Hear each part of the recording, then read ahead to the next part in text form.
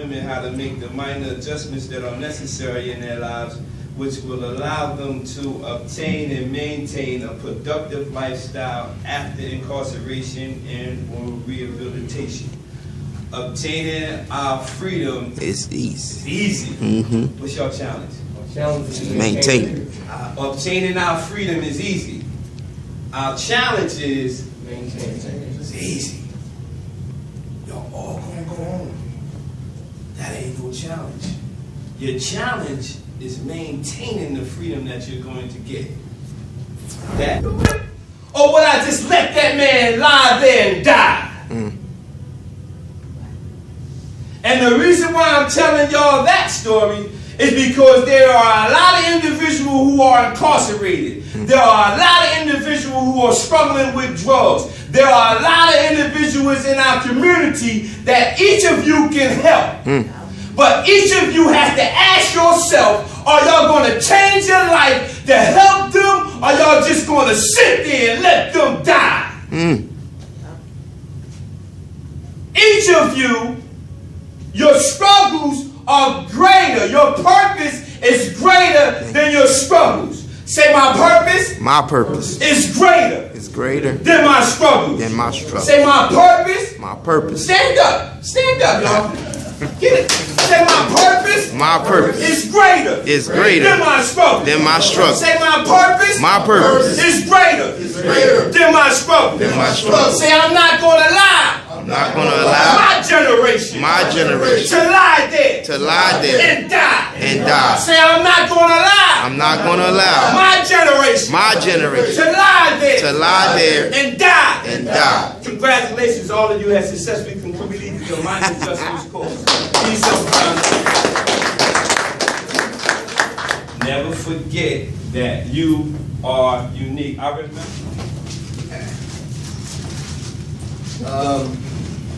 Good morning.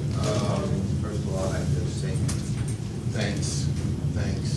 I appreciate it. Trying to stay busy around here. They was telling me about the program. First time, I was like, I've heard this stuff before, but I didn't. And it came from a whole nother perspective. When I heard him, he was telling some of my stories.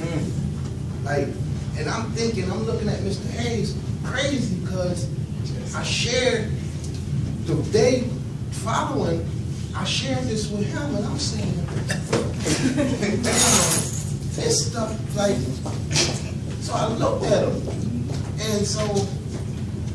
and I always listen to him. When I listen to him, he kind of incorporates everybody as a family. He always talk about his wife.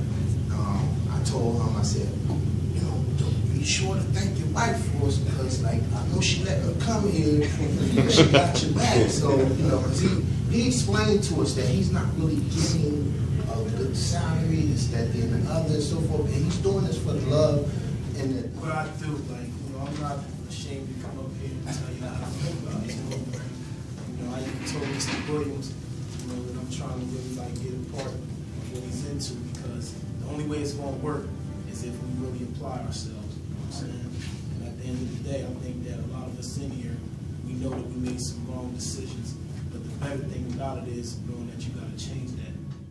Mr. Hayes, especially coming from the same city, we walk from the same project, and everything you say hit real close to home. So this being my first bid, I'm guarantee you, it's my last bid.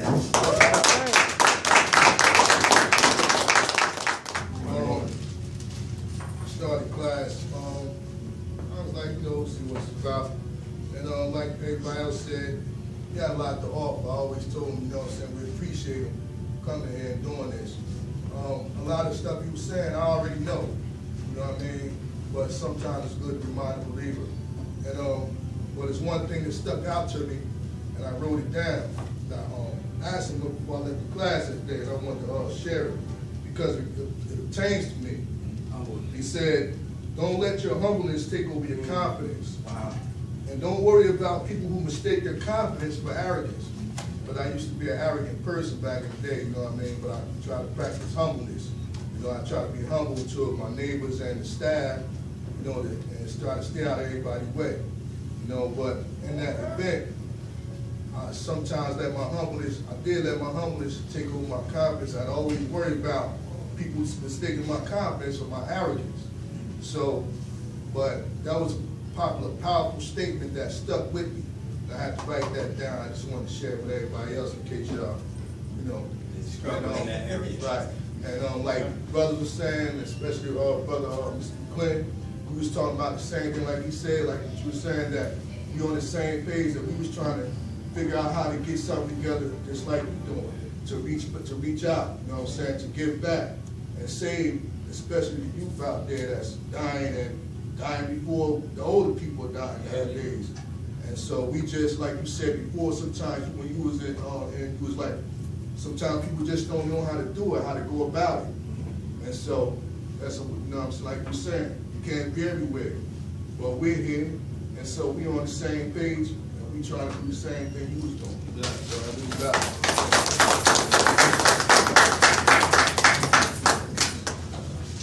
Really speaking, it's kind of hard following behind you gentlemen. You're doing a great job. But it was two statements within the book. The question is asking, where should you start to obtain a victorious life? That stuck with me a lot. And then the second one was the really touched home with me. It said, are you comfortable living this way? And I want to thank you, man, for bringing this to me, because I done gave too much of my life to the prison system. You know what I mean? And I need to be with my family. I got grandkids that I need to try to help raise to prevent them from coming to the roof that I scrapped. So I want to thank you again, man. Thank you. Thank you, brother. I ain't really got no speech. Just want to thank you. I'm definitely going to get my life together before it's too late.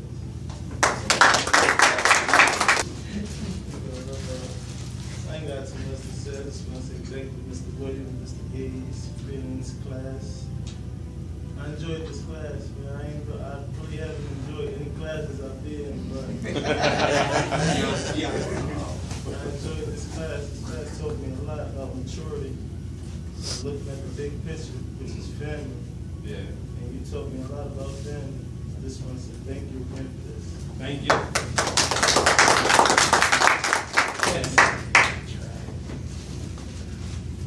Good morning. I'd like to thank Mr. Williams, staff at Kentucky, helping me make the minor adjustments I need to work towards a better path, so I don't have to come back to jail. Thank you. Thank you.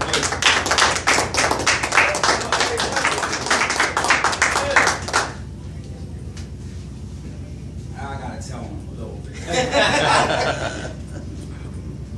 Mick, y'all know him as Michael, but I know him as Mick. We grew up together, basically.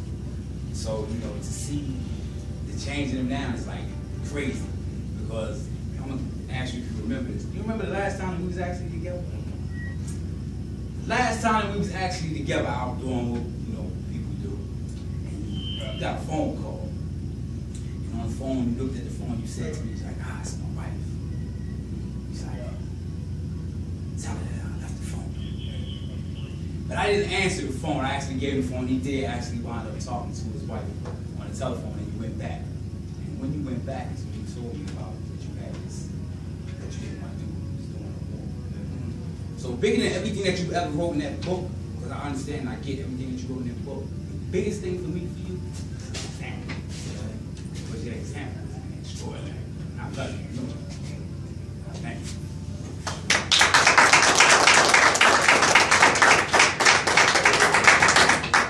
Congratulations to all graduates. I had to say this. Minor adjustments to me was it's more life-based, more so than book-based. You know what I mean? Because coming here and listen to Mick, I still call him Mick. I listen to Mick and he gives a powerful class. And when you hear him speak, you can see and you can hear the passion that he exudes, you know what I'm saying, when he speaks. And I truly believe that minor adjustments is a part of my destiny. Now I'm going to go through this real quick. In 2012, I was blessed because a power greater than myself erased the desire to do drugs from me. Go ahead. And I was working, I received another job, and I started on my journey. I found a path, and on that path, I said I'll find my purpose in life. A few months later, with the possibility of having to do time, I had to come in and do this time. I get to the county jail, somebody walks up to me and hands me a newspaper. On that newspaper is this picture. I said, that's Mick, don't look like him. I looked at it, I read the article, and I was proud. Because I know anybody can change their life for the better. But it didn't have no impact at the time. So I leave the jail, go down prison. I said, I'm gonna stay focused. I have no family support. I don't have a support network. But I stay focused and I do some things. But the closer I got to possibly getting out, I start burdening myself, overburdening myself with worry. What's going to happen when I get out? Where am I going to go? How is it going to happen? This, that, and the third. And so by doing that, it opened the door for fear and doubt to creep in. And that's what happened.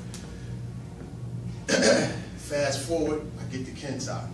I walk in the door, walk past Ms. F, sit down. First person I see come out the back, Mick. First person I see. I'm like, Mick, what's up? Gotta take my class, this and the third. I hurried up, signed up for the class. Small impact. Small impact. From no impact to small impact. So he come in for the first class, me in this room, coming for the first class, and I'm watching.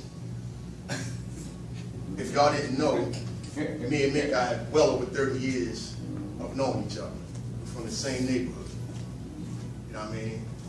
And so when I'm watching him and he's speaking, I'm like this. I'm in awe. Class after class, each class got more powerful than the next. And I'm in awe. And I even asked him after like the 5th class, when am I going to come into this class and not be in awe? Because I'd never seen this in him. I knew anybody could change, but I'd never seen him doing this. So I set out to try to answer that question for myself. I read all the books. He gave me every book he had. I read it and everything. I went through the workbook. I did every chapter. I did everything. I applied myself. You know what I mean? Before the 8th class, I found the answer. And the answer was, through all the years we knew each other, we never connected on a higher level. We never connected on an intellectual level. We never connected on a spiritual level. We connected on the level of drug addiction, criminal lifestyle, prison, and basketball. That was it. We never got the chance to really know each other. And that's why I say this is part of my destination, because now the impact is insurmountable. Went from nothing. Lastly, I gotta say this. You can put me in this setting 100 times in front of all of you with the opportunity to come up here and speak. I can guarantee you 100 times I wouldn't come up here and say nothing. I would sit there and listen to everybody else clapping everything and leave. That's what I would do. But sitting there, I didn't have anything prepared, but sitting there, it wasn't difficult to find the courage to come up here and say something. Especially. Yeah. Yes, sir. Yes, sir. So, to me, I just made another minor adjustment. Thank Mr. Williams for coming here and taking time and just speaking to everybody. I really learned a lot from the program. I learned that when it comes to visualizing something, You know, as long as our intentions are positive, you know, and we maintain focus on that positivity and that goodness, that's what we'll achieve. You know, I understand I put myself in a situation where, you know, I had negative things on my mind, and in these walls I created myself. You know, but now I'm at peace, and I know that as long as I maintain, just like Mr. Williams says, maintain that positive attitude and visualize something greater, not only greater, but something greater within myself, I know that there's nothing that I can't achieve. So I just